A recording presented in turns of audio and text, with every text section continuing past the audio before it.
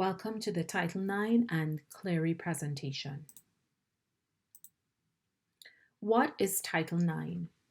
No person in the United States shall, on the basis of sex, be excluded from participation in, be denied the benefits of, or be subjected to discrimination under any educational program or activity receiving federal financial assistance.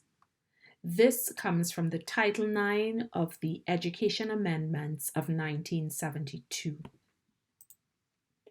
So what is the university's responsibility? The university must prevent sexual discrimination and harassment, prevent the reoccurrence of sexual discrimination and harassment, address the effects, and prevent retaliation. If the university has notice of a sexually hostile environment and does not take corrective action, this is a violation of Title IX. Liability attaches if the university knew or should have known of harassment and failed to take steps to prevent harassment and its recurrence. Here is some of the terminology with respect to violations. Sex discrimination, the unequal treatment on the basis of sex, gender, or gender identity in educational activities and programs, including sports. Sexual harassment, unwelcome conduct of a sexual nature, including unwelcome sexual advances, requests for sexual favors, and verbal, nonverbal, or physical conduct of a sexual nature. Sexual violence, physical sexual acts perpetrated against a person's will or where a person is not capable of giving consent. It includes rape, sexual assault, sexual battery, sexual abuse, sexual coercion. Stalking, interference with the peace and/or safety of a person, pattern of behavior which makes an individual feel afraid, nervous, or harassed. Quid pro quo, asking for sexual favors in exchange for special treatment, threat of ill treatment if the victim refuses to consent to sexual favors. Retaliation, intimidating, threatening, coercing, or discriminating against a person for the purpose of interfering with rights or privileges. Retaliation includes lowering grades, preventing a student from participating in activities or programs, or threatening or taking disciplinary action. Consent, words or actions that demonstrate a knowing or voluntary willingness to engage in mutually agreed upon sexual activity. It is not consent if by force, threats, intimidation, coercion, or ignoring objections. It is not consent because someone is silent or does not resist. Consent for one type of sexual act does not mean consent for another sexual act. Once a person says no, there is no longer consent. Minors cannot give consent, and it is not consent if a person is incapacitated or unconscious. Actual knowledge, notice of sexual harassment or allegations of sexual harassment to a university's Title IX coordinator or any official of the recipient who has authority to institute corrective measures on behalf of the recipient. Complainant. The complainant is an individual who is alleged to be the victim of conduct that could constitute sexual harassment. A formal complaint, a document filed and signed by a complainant or signed by the Title IX coordinator alleging sexual harassment against a respondent and requesting that the recipient investigate the allegation of sexual harassment. At the time of filing a formal complaint, a complainant must be participating in or attempting to participate in the education program or activity of the recipient with which the formal complaint is filed. Respondent: an individual who has been reported to be the perpetrator of conduct that could constitute sexual harassment. Sexual harassment: conduct on the basis of sex that satisfies one or more of the following. 1. An employee of the recipient conditioning the provision of an aid, benefit, or service of the recipient on an individual's participation in unwelcome sexual conduct. 2. Unwelcome conduct determined by a reasonable person to be so severe, pervasive, and objectively offensive that it effectively denies a person equal access to the recipient's education program or activity. Or 3. Sexual assault, dating violence, domestic violence, or stalking. Terminology as it relates to Title IX processes. Supportive measures are non-disciplinary, non-punitive, individualized services offered as appropriate, as reasonably available, and without fee or charge to the complainant or the respondent before or after the filing of a formal complaint or where no formal complaint has been filed. Such measures are designed to restore or preserve equal access to the university's education program or activity without unreasonably burdening the other party, including measures designed to protect the safety of all parties or the university's educational environment or deter sexual harassment. Supportive measures may include counseling, extensions of deadlines or other course-related adjustments, modifications of work or class schedules, campus escort services, mutual restrictions on contact between the parties, changes in work or housing locations, leaves of absence, increased security and monitoring of certain areas of the campus, and other similar measures. The university must maintain as confidential any supportive measures provided to the complainant or respondent to the extent that maintaining such confidentiality would not impair the ability of the recipient to provide the supportive measures. Emergency removal. Removing a respondent from the university's education programs or activities on an emergency basis, provided that the university undertakes an individualized safety and risk analysis, determines that an immediate threat to the physical health or safety of any student or other individual arising from the allegations of sexual harassment justifies removal, and provides the respondent with notice and an opportunity to challenge the decision immediately following the removal. Administrative leave. Placing a non-student employee respondent on administrative leave during the pendency of a grievance process. Roles and responsibilities under Title IX. The university. Where the university has actual knowledge of sexual harassment in an education program or activity of the university against a person in the United States, the university must respond promptly in a manner that is not deliberately indifferent.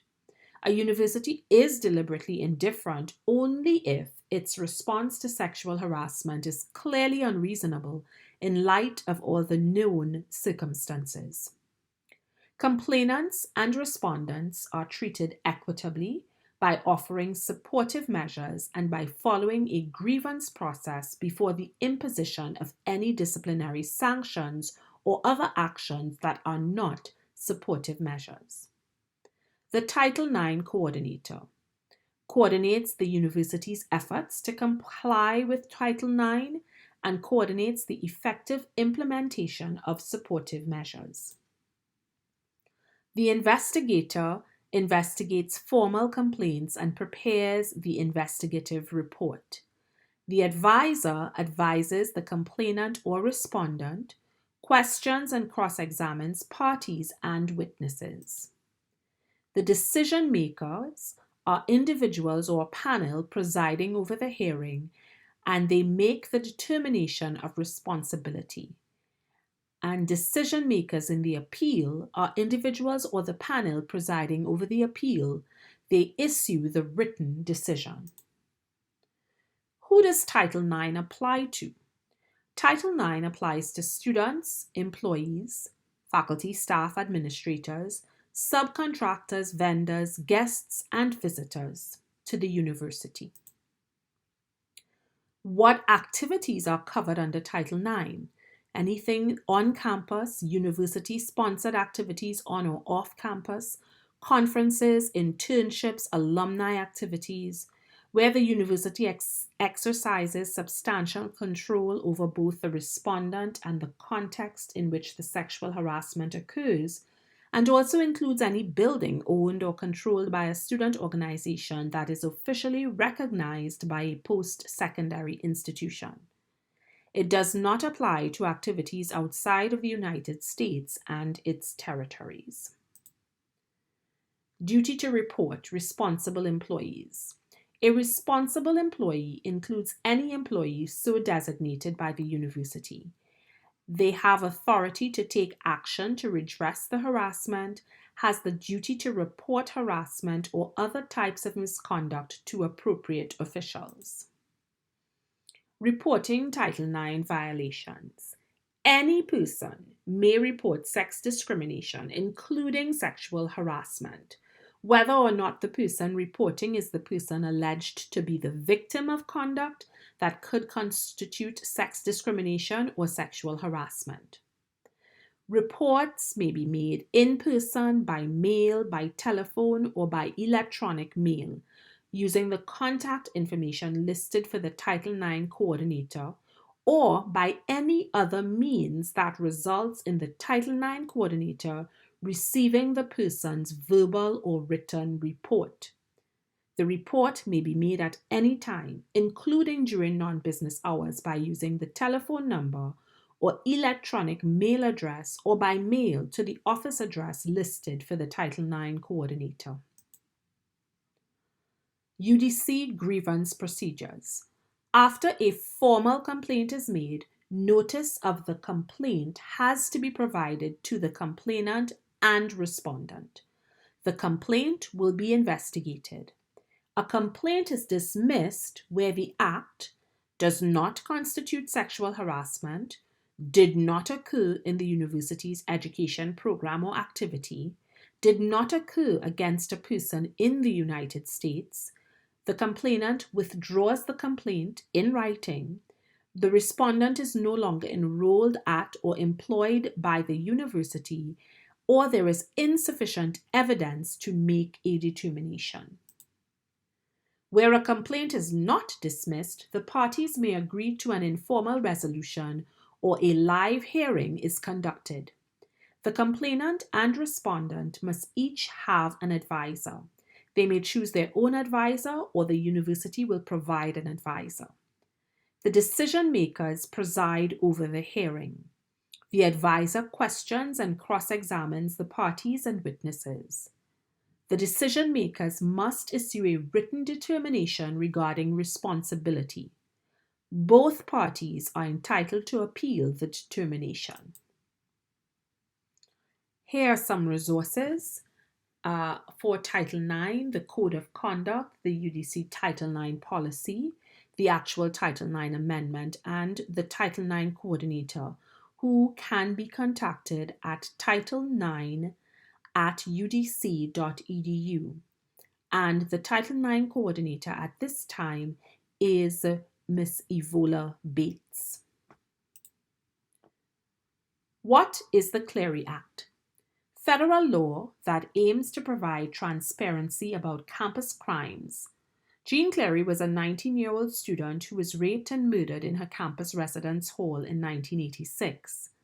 The Clery Act provides students and employees and prospective students and employees information about crime on campus. The university's responsibilities as per the Clery Act. Each October 1, universities must publish and distribute an annual campus security report. Crime reports for the prior 3 years must be reported. The report also includes policy statements regarding safety and security measures, campus crime prevention programs, and procedures regarding the investigation and prosecution of alleged sexual offenses. How is Clery applied?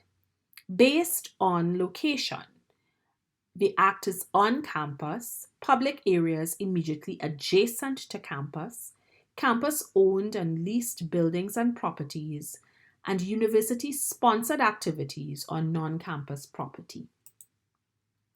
Clery Act reportable crimes include murder, non-negligent manslaughter, negligent manslaughter, forcible and non-forcible sex offenses, robbery, aggravated assault, burglary, arson, motor vehicle theft, dating violence, domestic violence, stalking, and hate crimes.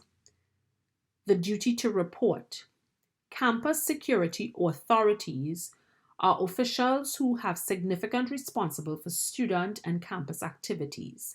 At UDC, the campus security authorities include student housing, judicial affairs, athletic directors and coaches, faculty and staff advisors to student organizations, student center staff, Greek life coordinators, and advisors. Anyone observing or informed of Clery Act crime should report to the university police. Victims of Clery Act crimes may report confidentially. Duties of the Campus Security Authorities, the CSA. If they observe, are informed of, or hear of Clery Act crime, they must report as soon as possible. The report is to be made to the university police. Here are some resources. The 2019 Annual Security Report on the UDC website and the UDC Office of Public Safety and Emergency Management, located in Building 39, Suite C04, and can be reached by the number 202-274-5050. Thank you.